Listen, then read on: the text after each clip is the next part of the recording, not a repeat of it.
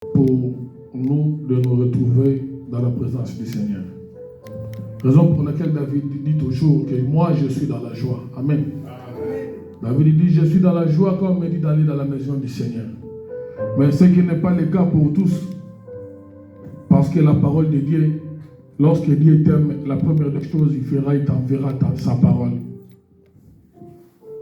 Quand nous disons que Dieu a tant aimé le monde, qu'il a donné son Fils unique, Dieu n'a pas aimé tout le monde. Amen. Dieu aime les siens. Parce que lui-même, il a dit dans sa parole, j'ai aimé Jacob, j'ai haï Ésaü. Donc c'est que Dieu n'aime pas tout le monde. Amen, amen. Je ne sais pas si j'ai scandalisé quelqu'un. La personne que Dieu aime, Dieu commence par lui envoyer sa parole. C'est pourquoi la Bible dit, quand ils étaient dans la détresse, la première des choses que Dieu avait fait, il avait envoyé la parole. Ici, quand on est dans la détresse, nous appelons, nous donnons des numéros pour appeler. Amen. On soit appeler 15, appeler Samy pour venir intervenir. Mais Dieu, quand ils sont dans la détresse, la première des choses, il envoie d'abord la parole. Et c'est cette parole-là qui va les sauver. Amen. Nous lisons les livres des Rois. Des Rois chapitre 6, versets 8 à 17.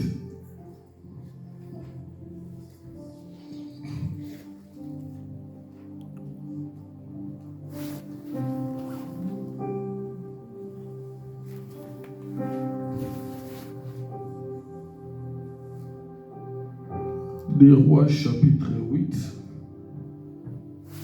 Chapitre 6. Des Rois chapitre 6, verset 8 à 17. Je lis au nom de Jésus. Amen. Les rois de Syrie étaient en guerre avec Israël. Et quand un conseil qu'il tient avec ses serviteurs, il dit, mon camp sera dans un tel lieu. Mais l'homme de Dieu fit dire au roi d'Israël, garde-toi de passer dans ce lieu, car les Syriens y descendent. Et le roi d'Israël envoya les gens pour y tenir en observation vers les lieux que lui avait mentionnés et signalé l'homme de Dieu. Cela arriva non pas une fois ni deux fois. Le roi de Syrie a eu le cœur agité, il appela ses serviteurs et leur dit, ne voulez-vous pas me déclarer lequel de nous est pour le roi d'Israël? L'un de ses serviteurs répondit, personne au roi, mon Seigneur, mais Élisée, le prophète qui est en Israël, rapporte au roi d'Israël les paroles que tu prononces dans ta chambre à coucher. Dans ta chambre à coucher. Et le roi dit, allez et voyez où il est, et je le ferai prendre. On va lui dire, voici, il est à Dothan.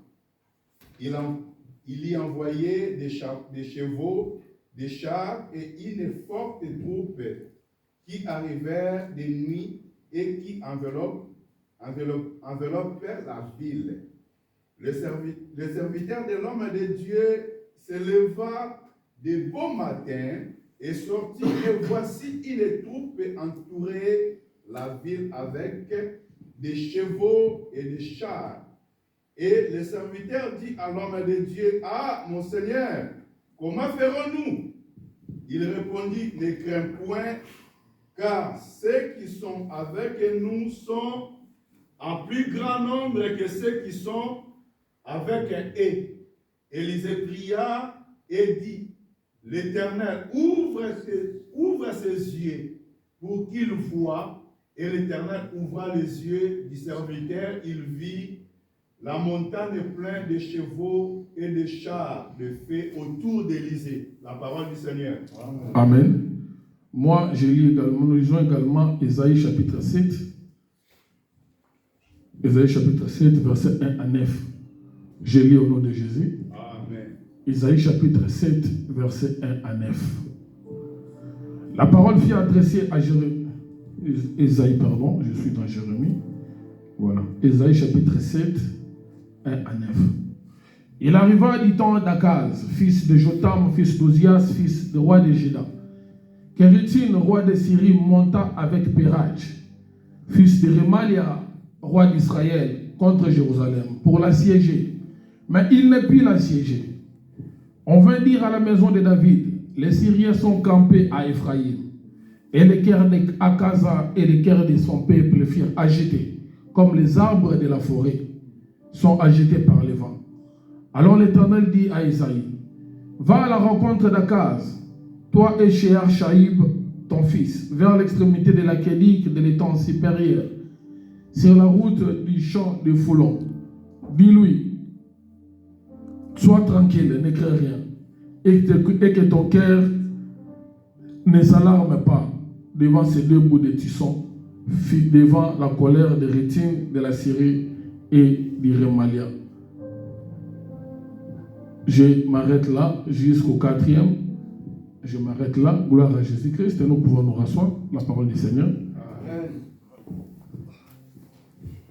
Gloire à Jésus. Dieu est merveilleux. Nous avons passé des merveilleux moments quand nous étions ici dans la retraite. Amen. Amen. J'espère que tout le monde, on avait envoyé des textos à tout le monde concernant le programme qui devrait se dérouler ici, dans la présence de Dieu. Et nous avons tous passé de merveilleux moments et Dieu était au rendez-vous. Amen, amen. Amen. Mais ce qui est, comment dirais-je, désolant, c'est de voir que certaines personnes n'ont pas pu venir et assister avec nous pendant que nous étions en prière ici enseignés. Bien aimé, la vie de Dieu, c'est toujours un sacrifice. Amen, amen. La vie de Dieu, c'est un sacrifice. Même Dieu lui-même, la Bible dit, il a donné son Fils unique. Il a sacrifié son Fils unique. Il en est de même pour nous lorsque nous venons dans la présence de Dieu. C'est tout un sacrifice, bien-aimé. C'est pourquoi même la Bible est allée loin pour dire dans le livre, je crois, des Proverbes 6:6. Toi, paresseux, observe la fourmi, considère ses voies et tire la sagesse. Dieu est en train de nous inciter, Dieu est en train de nous pousser d'aller voir comment est-ce que la fourmi fonctionne. Or, si nous allons voir la fourmi, nous remarquerons que la fourmi, pendant l'abondance, la fourmi amasse. La fourmi s'approvisionne. Amen. Il prend de la nourriture, il prend des aliments, il met de côté. Tout ça pourquoi? Parce qu'il est en train de préparer des moments de sécheresse. Et vous remarquerez même que la fourmi, pendant des moments de sécheresse, lui, il est là, il est à l'abri. Il en est de même. Parce que Dieu, quand il nous envoie d'aller observer ce que fait la fourmi, c'est avec raison. Amen, amen. C'est lorsque nous sommes dans sa présence, dans les sacrifices ici, dans l'église, à la retraite, en train de prier et tout, nous sommes en train d'emmagasiner. Nous sommes en train de faire des réserves. La prière, les jeûnes, c'est très important pour un enfant de Dieu. Donc, un enfant de Dieu qui se retrouve dans la présence de Dieu, à travers les jeûnes, à travers la prière, ces histoires-là ne vont pas en l'air. Parce que lorsque viendra la disette, lorsque viendra la sécheresse, ce sera ses provisions. Tout ce qu'il a emmagasiné là va se manifester pendant les temps difficiles. Amen, amen. C'est toujours important. C'est pourquoi la Bible dit, dès le matin, sème ta semence. Quand arrive le soir, continue toujours de s'aimer, parce que tu ne sais pas quelle semence portera ses fruits. Il n'est pas mauvais de prier à la maison. Il n'est pas mauvais de suivre les cultes, je ne sais pas moi et tout. Peut-être tu pourrais te dire que non, moi j'étais à la maison, je priais à la maison moi-même. Mais lorsqu'on donne un programme aussi à l'église, il faut se manifester. C'est la recommandation de Dieu. Sème le matin, sème aussi le soir. Tu ne sais pas si c'est la prière que tu es en train d'effectuer à la maison ou bien la prière que tu es en train d'effectuer ici à l'église qui portera les fruits. Amen, amen. Amen. C'est très important. Pierre avait la promesse. Mais lorsqu'il s'est retrouvé en prison, ce n'est pas sa prière qui avait fait en sorte que Pierre puisse sortir de la prison, mais c'était la prière de l'Église. Amen, amen. La Bible dit que l'Église s'est retirée dans la prière. Et pendant que l'Église priait, Dieu a envoyé un ange pour sortir Pierre de la prison. Pierre aussi avait prié, mais la délivrance de Pierre est venue de l'Église. C'est très important de pouvoir nous retrouver ici. Et pendant que nous étions là, Dieu était au rendez-vous. Dieu était au rendez-vous, gloire à Jésus-Christ. Et il nous a parlé sur bien des choses. Mais parmi les choses que le Seigneur avait soulevées, il a dit que nous faisons beaucoup de soucis. Amen, amen. Il dit que le peuple de Dieu est en train de se faire beaucoup de soucis. Et c'est par rapport à ça même, je voulais aussi orienter les messages de ce matin. C'est par rapport à ces messages-là que nous avions reçus pendant la retraite, pendant que nous étions aussi pendant 3 jours, en train de jeûner et prier. Parmi tant d'autres messages, je ne sais pas si papa parlera de ça après, mais moi j'ai épinglé seulement l'un des messages où le Seigneur nous dit que nous faisons beaucoup de soucis. Amen, amen. Il a vu les soucis de son peuple. Il veut rassurer, il veut garantir son peuple par rapport aux soucis que son peuple est en train de se faire. C'est pourquoi j'avais intitulé le terme de ce matin, que votre cœur ne se trouble point. Amen, amen. Ça, c'est le Seigneur Jésus-Christ lui-même qui en avait parlé. Le Seigneur Jésus-Christ, lorsqu'il s'est retrouvé avec les disciples, c'est dans le livre de Jean, chapitre 14, premier verset, il va leur dire que votre cœur ne se trouble point. Et cette adresse-là, il ne l'avait pas adressée à tout le monde. Amen. Il l'avait adressée seulement à ses disciples. Donc, si toi, aujourd'hui, tu te considères comme un enfant de Dieu, si toi, aujourd'hui, tu te considères comme un disciple de Jésus, le Seigneur Jésus-Christ est en train de t'adresser ce message ici. Le Seigneur Jésus-Christ est en train de t'adresser cette parole. Que ton cœur ne se trouble point. Il nous arrive devant l'adversité que nos cœurs se troublent, que nous nous retrouvons dans l'amertume. Pourquoi? Parce que les choses n'avancent pas. Parce que les résultats escomptés, les résultats que nous nous attendions, n'est pas arrivé. Il nous arrive de nous déranger aussi par rapport à ça. Mais le Seigneur te dit ce matin que ton cœur ne se trouble pas. Amen, amen. Que ton cœur ne se trouble pas. Et c'était l'un des messages pendant que nous étions dans la retraite. Et ça nous avait beaucoup motivés. Et c'était rassurant de recevoir un tel message de la part du Seigneur. Nous avons lu les livres d'Ésaïe chapitre 7, 1 à 9. Ici, je crois que j'avais aussi exhorté cela à la retraite, mais le Saint-Esprit m'avait mis à cœur de pouvoir en parler aussi ce matin. Question d'édifier aussi les peuples de Dieu, en rapport avec les messages que nous avions reçus pendant la retraite. Dans le livre d'Ésaïe chapitre 7, là on nous parle d'un roi Akaz. Il était le roi de Juda. Amen. Le roi Akaz était roi à Juda. Juda, c'est l'un des royaumes. C'est l'un des royaumes en Israël. Parce que... Allô? Juda, c'est l'un des royaumes en Israël. Pendant...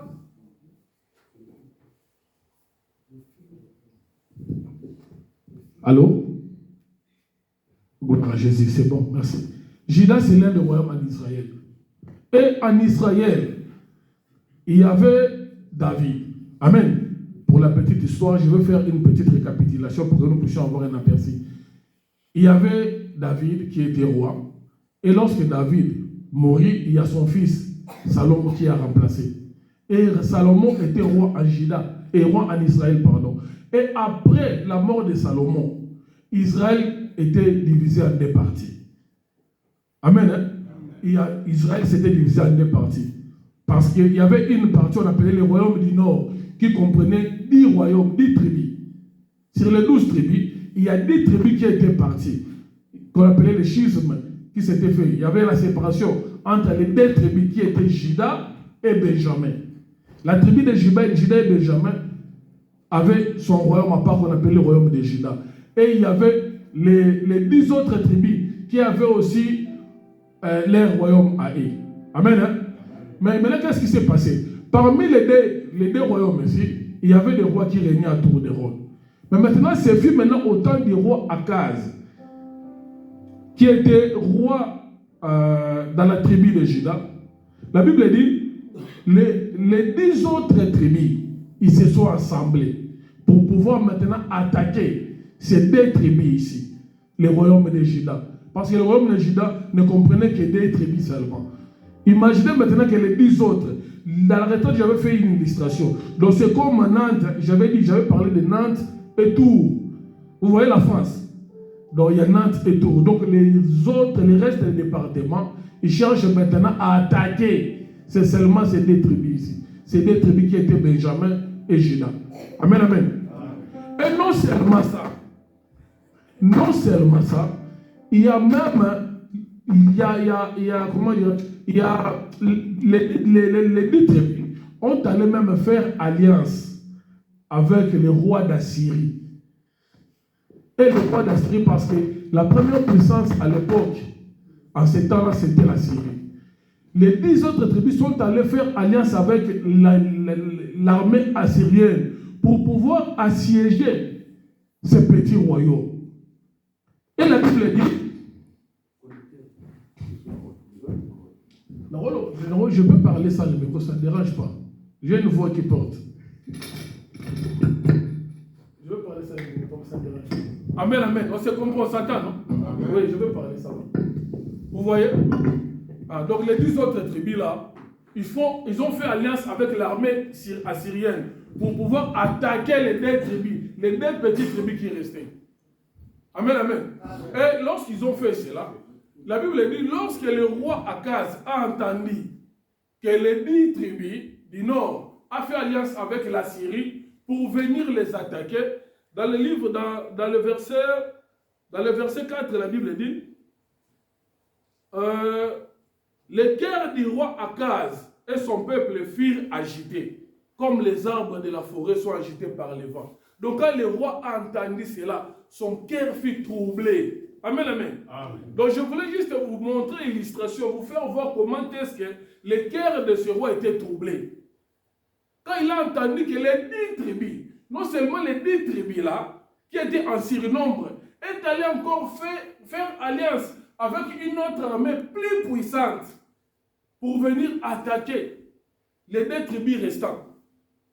Son cœur, la Bible dit, était agité. Ils étaient entrés dans un trouble profond. Non seulement lui, mais avec toute sa population.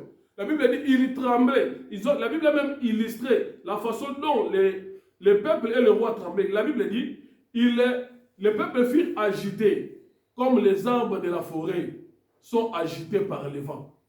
Amen. Donc nous remarquons que ce roi et son peuple n'étaient pas dans le calme. Nous remarquons que ce roi et son peuple n'étaient pas dans la tranquillité. À l'annonce de cette nouvelle-là, où ils devraient être assiégés par les 10 tribus. Mais ce qui est intéressant ici, c'est quoi? Alors l'Éternel dit à Esaïe, il dit, va à l'encontre d'Akaz. Toi et Shéar, Jachib, ton fils, vers l'extrémité de la Kédik, il dit, sois tranquille, ne crains rien, et que ton cœur ne se trouble pas. Amen. Amen. L'Éternel fit envoyer un message par l'entremise d'Esaïe pour aller dire au roi, qui n'avait que 2 tribus, 2 petites tribus seulement, de rester calme face à l'adversité. Amen, amen. Amen. Lorsque les choses ne marchent pas, Dieu te demande de pouvoir observer, de pouvoir rester calme.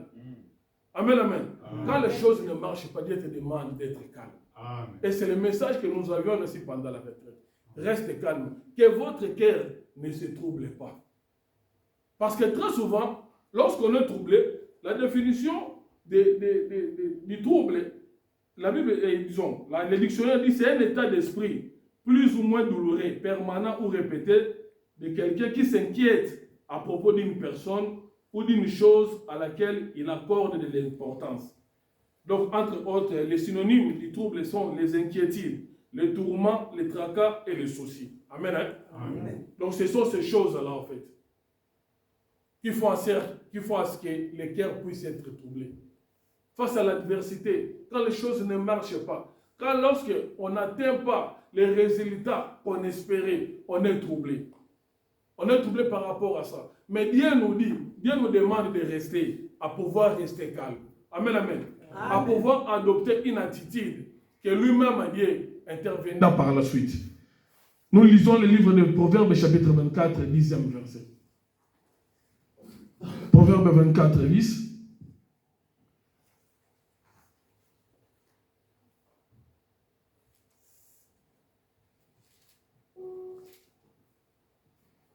La Bible dit, si tu faiblis au jour de la détresse, ta force n'est que détresse. Amen. Hein? Si tu faiblis au jour de la détresse, donc pour dire que les jours de la détresse arriveront, pour un enfant de Dieu, le jour de la détresse, qu'on le veuille ou non, finit toujours par arriver. Même Dieu lui-même lui avait dit, les malheurs enterrent souvent qui? Les justes. Mais l'Éternel fait quoi? Délivre toujours. Qu'on le veuille ou non, ces jours-là viendront toujours, d'une manière ou d'une autre. Peu importe ta position, peu importe ta situation, les jours de la détresse arrivent toujours d'une manière ou d'une autre. Mais le Seigneur ici est en train d'aviser, il est en train d'avertir ses enfants pour dire que si tu faiblis au jour de la détresse, ta force aussi ne sera que détresse. Amen. Hein? Donc quand l'adversité arrive, Dieu ne te demande de ne pas t'affaiblir. Parce que si tu faiblis, ta force ne sera que détresse. Quand on entre dans les troubles, quand on entre dans les inquiétudes, il y a des répercussions. Il y a des répercussions. Parce que les troubles te pousseront à faire ou à commettre l'irréparable. La première des choses, les troubles te poussent à commettre l'irréparable. On va prendre l'exemple de Caïn. Dans le livre de Genèse, vous irez lire à la maison. Dans le livre de Genèse, dans le Genèse chapitre 3, 3e verset, la Bible dit ceci. Mais quant au fruit de l'arbre qui est au milieu des jardins, Genèse chapitre 4, oui, j'y suis. Au bout de quelques temps, Caïn fit à l'Éternel une offrande de fruits de la terre. Abel de son côté aussi en fit des premiers dés de son troupeau et de leur graisse. Mais l'Éternel porta un regard favorable sur Abel et sur son offrande. Mais il ne porta pas un regard favorable sur Caïn et sur son offrande. La Bible dit Caïn fut très irrité dans son cœur. Amen. Hein? Caïn fut très irrité parce que son offrande n'avait pas été agréée par l'Éternel. Et malgré cela, le Seigneur va quand même intervenir pour venir chercher Caïn, pour lui dire que ton cœur ne se trouble pas. Amen, amen. Vous avez vu? Là-bas, le Seigneur Jésus-Christ a dit aux disciples que vos cœurs ne se troublent pas. Ici également, l'Éternel, malgré qu'il n'avait pas porté un regard favorable sur l'offrande de Caïn, mais il est quand même venu l'avertir. Il dit, Caïn, que ton cœur ne te trouble pas. Ne se trouble pas. Regarde le péché tapis devant toi. Mais si toi tu hausses la tête, tu sortiras des vainqueurs devant cela. Mais voyons cet homme ici. Lui, il n'a pas voulu suivre la parole du Seigneur. Quand le Seigneur lui dit que ton cœur ne se trouble pas. Et cet homme ici, il a commis l'irréparable. Amen, amen. Donc quand on est dans les soucis, quand on est troublé, quand le cœur est troublé, la première des choses que l'homme fait, il risque de commettre l'irréparable. L'irréparable, c'est quoi? Il est allé tuer qui? Son frère. Pourquoi? Parce qu'au départ, c'est son cœur d'abord qui avait commencé par être quoi? Troublé. Son cœur avait été troublé. Aujourd'hui, il y a certaines personnes, face à l'adversité, face aux difficultés, ils commettent aussi l'irréparable. Vous entendrez là-bas que cette personne-là s'est suicidée. Il s'est donné la mort parce que les choses ne marchaient pas. Il s'est donné la mort parce qu'il n'a pas atteint l'objectif qu'il espérait. Mais pour nous qui sommes les enfants de Dieu, le Seigneur est en train de nous appeler de ne pas se troubler. Pendant la retraite, il a dit, il y a des gens qui se font des soucis. Et Jésus-Christ dit dans le livre de 14 Jean 1, votre cœur ne se trouble pas. La première des choses, c'est ça, commettre l'irréparable. La deuxième des choses, lorsque le cœur d'une personne est troublé, Cela fait perdre la confiance à Dieu. La deuxième des choses. Alléluia. Amen. Alléluia. Amen. La deuxième des choses, il fait perdre la confiance à Dieu. Lorsque le cœur est irrité, lorsque les inquiétudes prennent le dessus, il fait perdre la confiance à Dieu. Le livre de Job, chapitre 2, verset 9. Cette femme qui était avec Job, il voyait, évidemment, il accompagnait Job dans sa foi. Parce que la Bible dit, Job qui était là, à chaque fois que ses enfants allaient festoyer, Job donnait des sacrifices. Amen. Il donnait des sacrifices à Dieu pour demander le pardon. Pour demander le pardon de Dieu auprès de ses enfants. Et pour ce faire, cette femme, la femme de Job, était toujours à ses côtés. Amen, amen. Il accompagnait son mari. Parce que lorsque les fils de Dieu se sont retrouvés dans le ciel, Dieu va demander à Satan, as-tu remarqué mon serviteur qui? Job. Il n'y a aucune personne sur terre qui est intègre comme lui, comme Job. Et lorsque Dieu faisait cette déclaration, l'épouse de Job était avec Job. Mais c'est seulement que lorsque l'adversité est arrivée, amen. Lorsque les combats se sont levés dans la vie de Job, cette même femme-là, qui assistait son mari dans les sacrifices, il a perdu la confiance à Dieu. Il dit, maudit Dieu et mère. Amen, amen.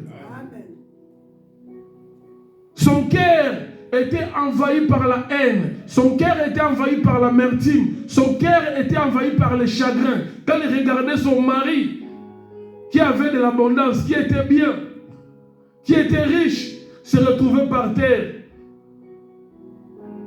La femme de Job a regardé. Il est arrivé jusqu'à son bout, jusqu'à aller demander à son mari de maudire Dieu. Amen, amen. Est-ce qu'on peut arriver jusqu'à là, bien aimé? Mais j'ai aimé la réponse de Job. Il dit, tout ce que nous recevons, nous le recevons de Dieu. Amen. Dieu peut donner, il peut reprendre. Mais même s'il reprend, il redonnera encore. Il redonnera encore. La perte de confiance, quand le cœur est troublé. Jésus connaissait cela. Il a demandé aux disciples que votre cœur ne se trouble point.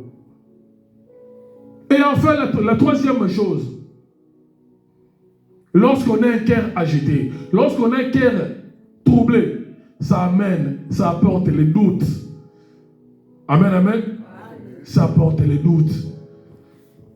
Il t'arrivera de te poser des questions. Est-ce que Dieu est toujours avec moi? Amen. Hein? Et quand les choses ne marchent pas, il nous arrive aussi à nous poser ces questions-là. Est-ce que Dieu existe vraiment? Peut-être Dieu n'existe pas. Ou bien soit c'est moi qui suis dans les rêves. D'une manière ou d'une autre, même nous-mêmes dans nos existences, il nous est arrivé de nous poser ce genre de questions. Amen. Hein? Est-ce que Dieu est avec moi ou il n'est pas là? Ou bien soit c'est moi peut-être qui a fait un mauvais choix. Et ces histoires-là arrivent même aux plus éminents hommes de Dieu. Jean-Baptiste aussi avait connu cela. Amen. Alléluia. Amen. Jean-Baptiste avait connu cela. Si Jean-Baptiste a connu cela, à combien plus forte raison toi? La Bible dit, Jean-Baptiste a envoyé dire à Jésus, es-tu celui qui devrait venir ou devrions-nous attendre un autre? Amen, amen. Donc même Jean-Baptiste, il s'est retrouvé dans le doute. Pourquoi? Quand il était en prison, face à l'adversité, Jean-Baptiste a commencé à se poser des questions. Mais pourtant, ce même Jean-Baptiste-là, c'est lui qui nous avait montré l'agneau. Ah! Jean-Baptiste nous a montré l'agneau. Il dit, voici l'agneau de Dieu qui ôte le péché. Donc lorsque le monde a suivi Jésus, c'est parce que Jean-Baptiste l'avait désigné comme l'agneau. C'est Jean-Baptiste sur qui avait été faite la plus grande déclaration de Jésus. Jésus a dit, parmi les hommes qui sont nés d'une femme, il n'y a pas plus grand que Jean-Baptiste. Amen. Et pourtant, cet homme de Jean-Baptiste, il n'a fait aucun miracle. Mais Jean-Baptiste était plus grand que Moïse. Moïse qui a ouvert l'eau. Alléluia. Jean-Baptiste, pour Jésus, il était plus grand plus qu'Élie. Élie a fait descendre le feu du ciel. Mais Jean-Baptiste ne l'avait pas fait. Il n'a fait aucun miracle. Mais Jésus dit, parmi les hommes qui sont nés d'une femme, comme Élie est né d'une femme, Moïse est né d'une femme, Jean-Baptiste était plus grand qu'eux. Mais ce qui est crié ici, c'est Jean-Baptiste, sur qui on a fait cette déclaration, il entre dans les doutes. Alléluia. Il entre dans les doutes. Est-il celui qui devrait venir, ou bien devrions-nous attendre un autre? Si cela arrive à Jean-Baptiste, à combien plus forte raison toi? Avec tout ce qu'on a dit sur Jean-Baptiste, mais il s'est posé cette question-là. Donc pour dire quoi? Ces choses-là peuvent nous arriver. Et lorsque Jean-Baptiste s'est posé cette question-là, on n'a pas effacé toutes les déclarations qu'on avait dit sur lui. Parce que l'homme reste l'homme. Alléluia. L'homme reste l'homme. Ça peut arriver. Mais le Seigneur te dit, ton cœur ne se trouble point. Ton cœur ne se trouble point. Ça amène les doutes. Et la dernière des choses, que lorsque le cœur est troublé, peut amener, lorsque le cœur est troublé, il y a des répercussions sur la santé. Alléluia. Il y a des répercussions sur la santé. On nous lit Proverbe chapitre 14, verset 30.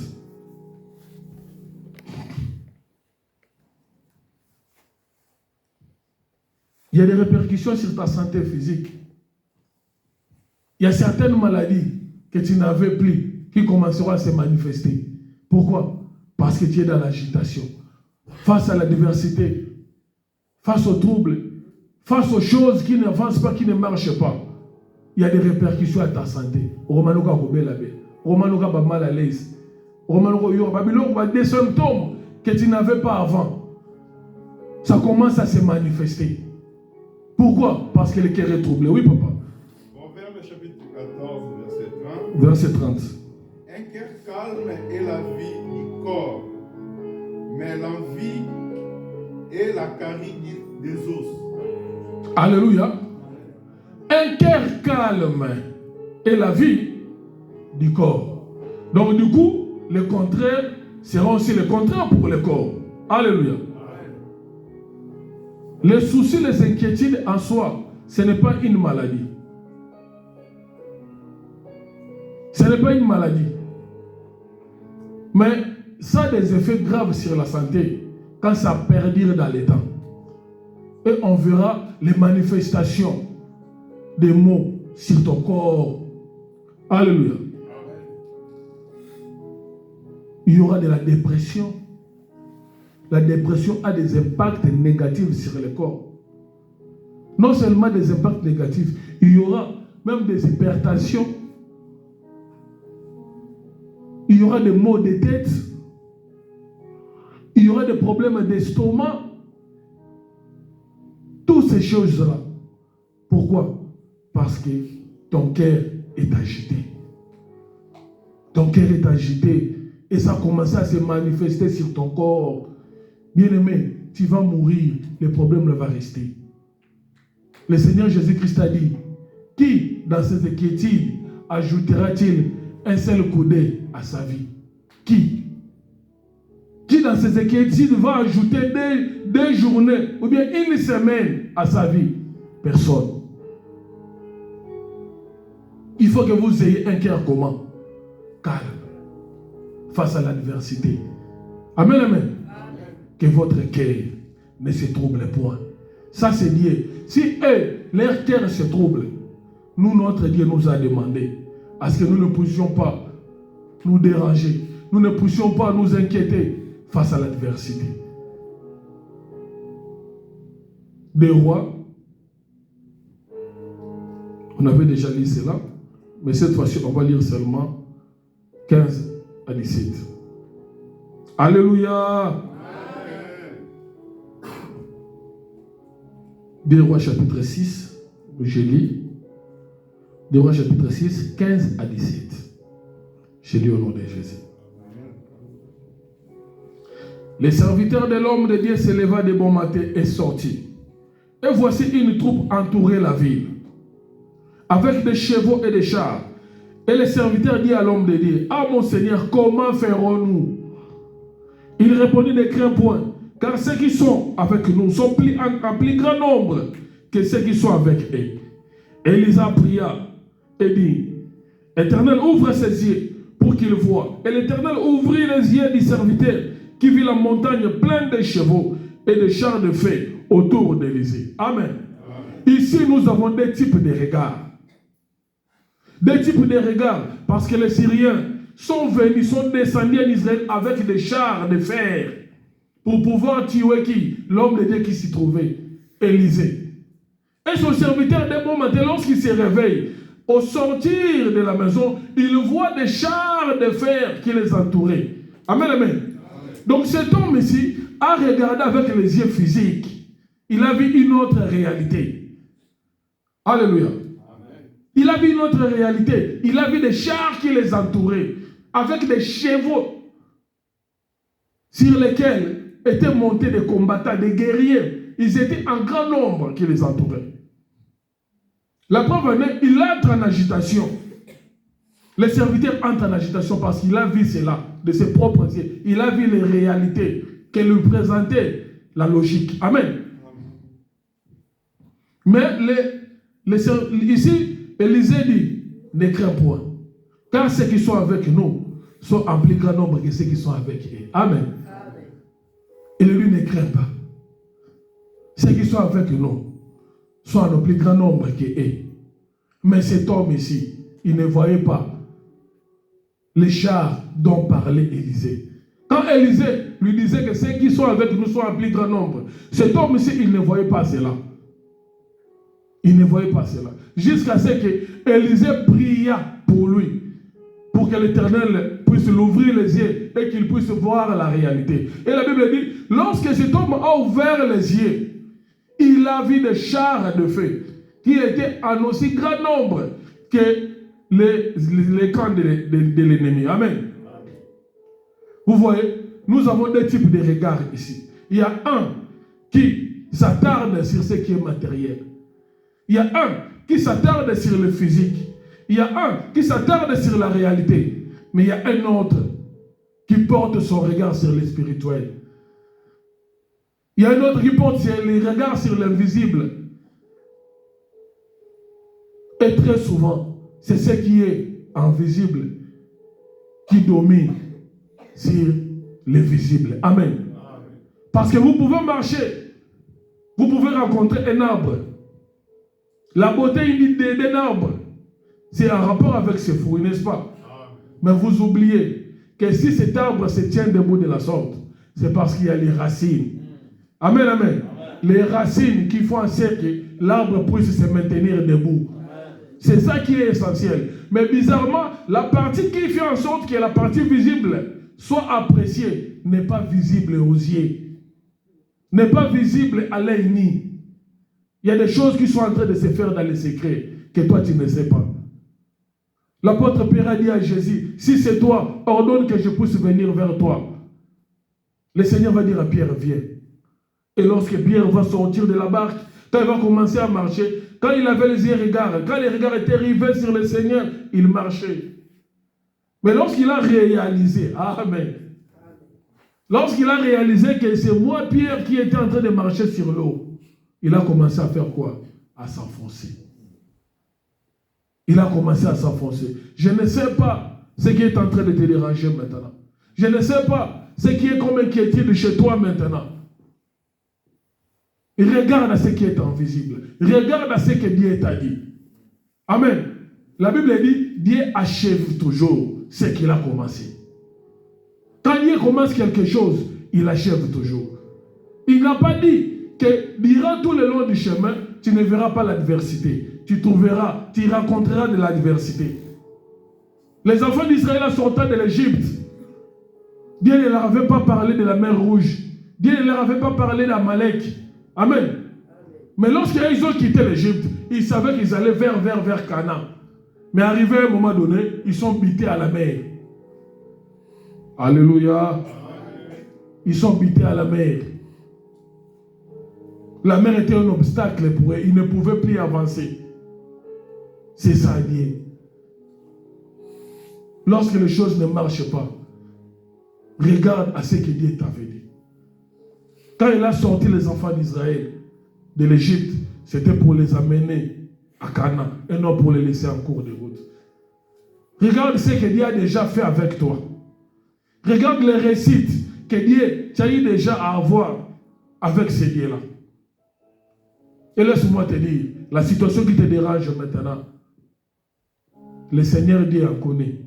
Il fera en sorte que tu puisses en sortir vainqueur. Alléluia. Que ton cœur ne se trouble point. Il ne s'adresse pas à tout le monde. Jésus-Christ n'est pas venu pour tout le monde. Sinon l'enfer n'existera pas. Donc si l'enfer existe, c'est que Jésus n'est pas venu pour tout le monde. Il est venu seulement au ciel. Et cette parole-là, il l'adresse à toi. Toi qui te reconnais comme son disciple. Que ton cœur ne se trouble point.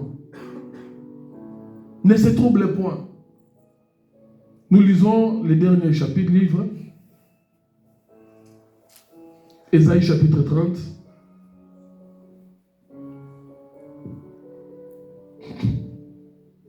Ésaïe chapitre 30, verset 15 à 17.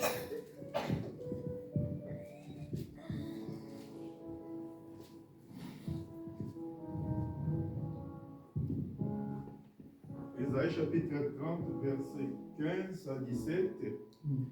Car ainsi a parlé le Seigneur, l'Éternel, le Saint d'Israël. C'est dans la tranquillité et le repos que sera votre salut. C'est dans le calme et la confiance que sera votre force. Mais vous ne l'avez pas voulu. Vous avez dit non.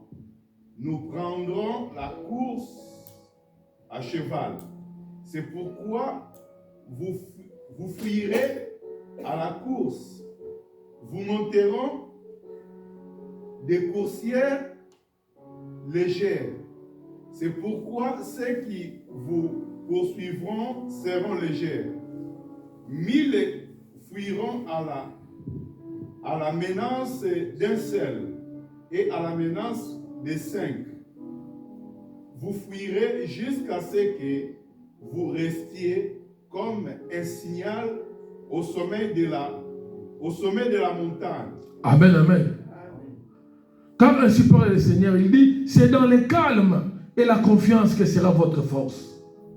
C'est dans le calme et la confiance que réside ta force.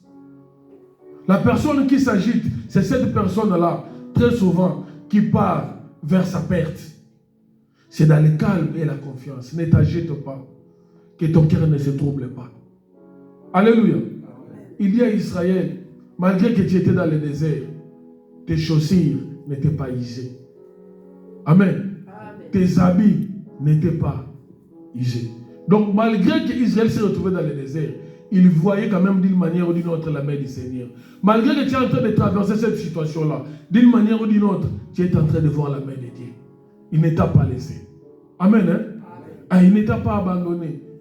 Donc quand les enfants d'Israël étaient sortis en Égypte, l'enfant qui avait 12 ans, les sandales qu'il portait à 12 ans là, quand il a atteint 20 ans, il portait les mêmes sandales. Donc les sandales grandissaient avec l'enfant.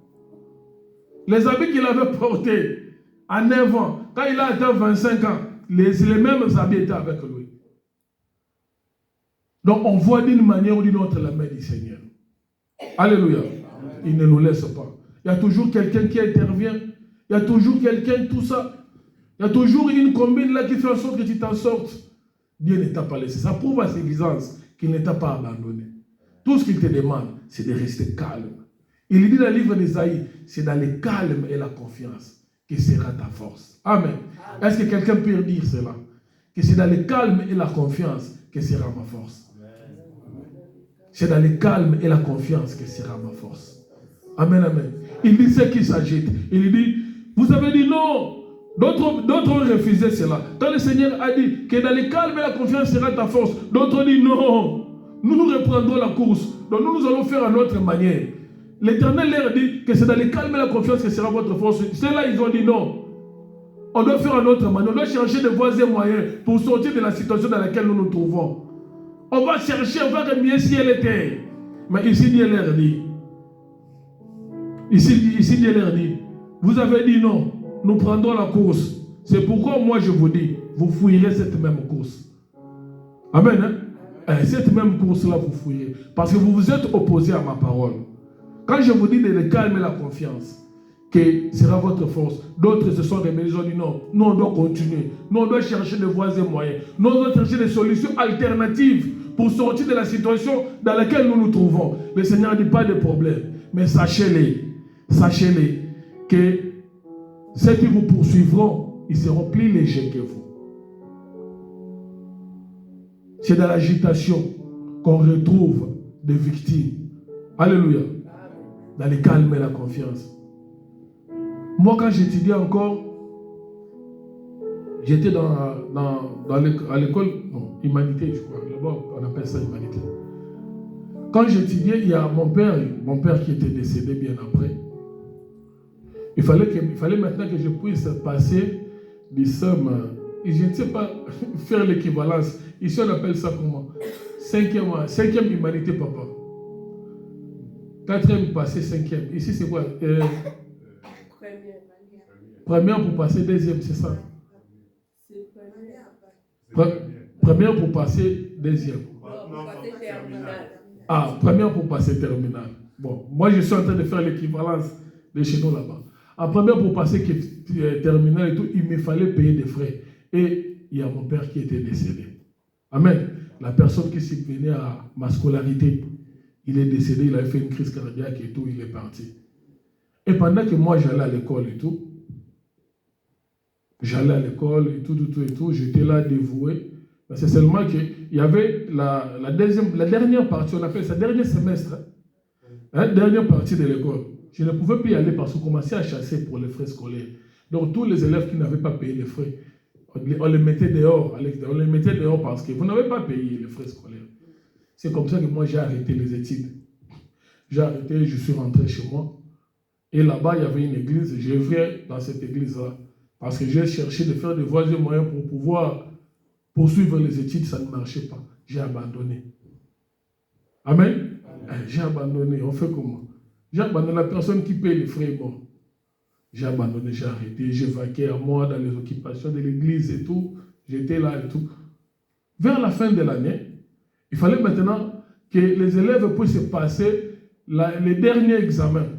Chez nous, là-bas, on appelait ça les repêchages. Vous connaissez, non?